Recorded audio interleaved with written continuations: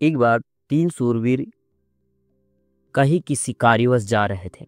रास्ते में उन्होंने देखा कि एक यात्री को रास्ते में किसी ने मार दिया। इस घटना पर दुखी होते हुए वे आगे चले जा रहे थे। तभी एक विधवा स्त्री दिखाई पड़ी जिसका सारा धन धान्य दूसरे लोगों ने छीन लिया और उसे मार पीट कर घर से भगा दिया था। इस घटना से भी उन्हें बड़ा कष्ट हुआ। इसे देखकर वो आगे चलकर देखते हैं कि बधिक लोगों ने बहुत से निरपराध पशुओं को मारकर इकट्ठा कर लिया है। इससे आगे चले तो देखा कि एक किसान का परिवार झोपड़ी के बाहर पड़ा हुआ बिलक बिलक कर रो रहा है और जमींदार के आदमी लगान के लिए उसके बर्तन कपड़े तक उठाए ले जा रहे हैं और उन्हें बार बार मार पीट रहे हैं।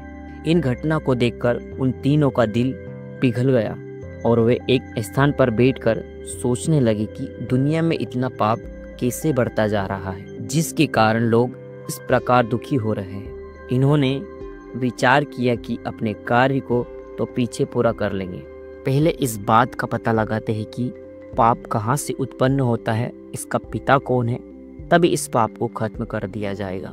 तीनों इस बात पर सहमत हो गए कि पाप के अस्तित्व स्थान का पता लगाने के लिए चल दिए। कितने ही दिनों तक वे निरंतर अपनी खोज में आगे बढ़ते गए पर कुछ पता न लगा। एक दिन उन्होंने एक बड़े अनुभवी और वृद्ध पुरुष को देखा। थके हुए तो थे ही।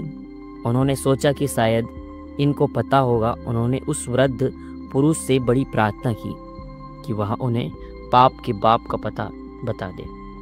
वृद्ध ने उंगली से इशारा करते हुए पर्वत की एक गुफा दिखाई और कहा, देखो उस कंदरा में पाप का बाप रहता है, पर सावधान रहना, वह कहीं तुम्हें पकड़ ना ले। तीनों मित्र बड़े साहसी और अस्त्र शस्त्रों से सुसज्जित थे। उन्होंने निश्चय किया कि ऐसे अधर्मी को दंड देना हम क्षत्रियों का धर्म है, इसीलिए चलते ही उसे मार डालेंगे जिससे पाप का नाश हो जाएगा। वो तीनों आगे बढ़े और गुफा में पहुंचकर उन्होंने देखा कि वहां सोने के बड़े बड़े ढेर लगे रहे हैं, मानो सोना इधर उधर पड़ा हुआ हो, और कितनी ही चट्टानें ऐसे ही जिनमें से हजारों मन सोना निकल सकता है।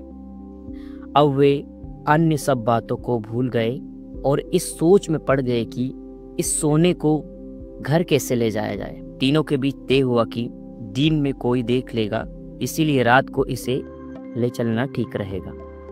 इस समय भोजन करके सुस्ता लेते हैं। एक पहर रात बीत जाने पर चल देंगे। या निश्चित हो जाने पर दो साथी भोजन सामग्री लेने चल दिए और तीसरा वही गुफा पर बैठकर अन्य व्यवस्थाएं करने लगा।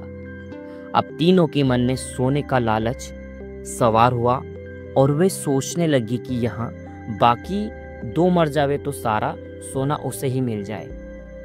जब लोभ बढ़ने लगा तो पाप उनके मन में उदय हो आया। जो दो साथी भोजन लेने के लिए जा रहे थे उनमें से एक ने दूसरे के ऊपर तलवार से हमला किया और उसे रास्ते में ही मार कर छिपा दिया और खुशी खुशी आगे बढ़ा। जो भोजन सामग्री लाया था उसमें उसने तीसरे साथी के लिए जहर मिला दिया था, इसे खाकर वह मर जाए। तीसरा उनका भी गुरु था, उसने एक एक करके उन दोनों को मार डालने का इरादा पहले ही पक्का कर लिया था। जो साथी भोजन लाया था उसी ने भोजन बनाया भी ताकि वह दूसरे व्यक्ति के लिए जहर मिला सके। जब भोजन बनकर तैयार हो गया तो तीसरे ने पीछे से उसके ऊपर छुरी से हमला किया और उसे वही ढेर कर दिया, मार दिया। अब वह अकेला बचा रहा और यहाँ सोच कर वह प्रसन्न था कि सारा सोना मुझे ही मिल जाएगा। फिर उसने उस व्यक्ति के द्वारा लाए गए भोजन को भरपेट भोजन किया, किंतु भोजन से जैसे ही निवृत्त हुआ उसके हाथ पैर ऐंठने लगे और वही थोड़ी देर बाद पैर रगड़ रगड़ कर मर गया।